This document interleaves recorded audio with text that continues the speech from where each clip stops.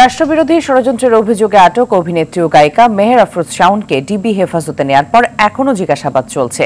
গত 15 জানুয়ারি কলকাতার হোটেল পার্কে অনুষ্ঠিত সভায় সরাসরি এবং ভার্চুয়ালি যারা উপস্থিত ছিলেন তাদের মধ্যে শাওনের নাম উঠে আসে।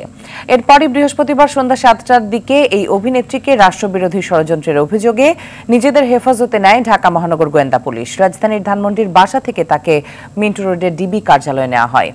একই অভিযোগে গেল রাত 12:30টার দিকে রাজধানীর ধানমন্ডি এলাকা থেকে অভিনেত্রী সোহানা সাবাকে জিজ্ঞাসাবাদের জন্য ডিবি কার্যালয়ে নেওয়া হয়। অভিনেত্রী শাওনের পর সোহানা সাবা আইন শৃঙ্খলা বাহিনীর নজরদারিতে ছিলেন।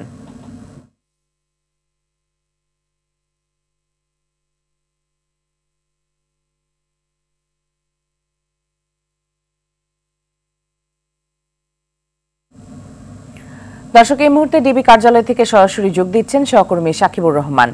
সাকিব, অভিনেত্রী মেহের আফরোজ শাওন ও সোহানা সাবার কাছ থেকে পাওয়া তথ্যের বিষয়ে কি বলছে পুলিশ?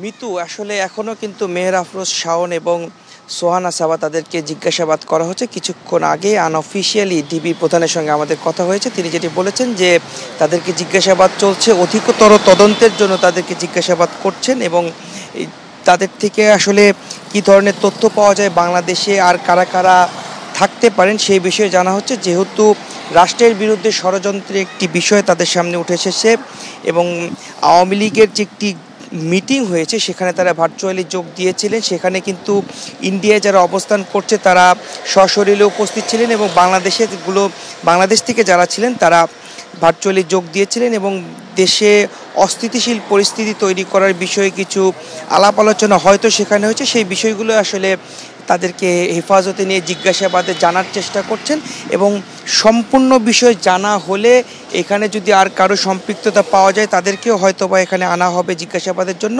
তবে এখন পর্যন্ত মামলার কোনো বিষয়ে আমাদেরকে সুস্পষ্টভাবে বলা হয়নি যে তাদের বিরুদ্ধে কোনো মামলা হবে কিনা, এবং মামলা যদি হয় সেক্ষেত্রে কিন্তু তাদেরকে আদালতে নেওয়া হবে এবং আদালতে নেওয়ার পরে তাদেরকে কিন্তু আরও জিজ্ঞাসাবাদের জন্য রিমান্ড চাইবে। তবে সেই প্রক্রিয়াটি আরও পরে যদি মামলা হয় তখন কিন্তু সেই বিষয়গুলো উঠে আসবে। তবে এখন পর্যন্ত জিজ্ঞাসাবাদের মধ্যে আছে এবং গতকালকে কিন্তু এই দুইজনকে মেহের আফরোজ শাওন এবং সোহানা সাবা দুইজনকেই কিন্তু ধানমন্ডির বাসা থেকে তাদেরকে হেফাজতে নেওয়া হয়। প্রথমে শাওনকে নেওয়া হয় 7:30 থেকে 8টার সময়ে এবং তাকে জিজ্ঞাসাবাদের পরে কিন্তু সোহানা সাবাকে নিয়ে আসা হয় এবং এখন দুইজনকে জিজ্ঞাসাবাদ চলছে।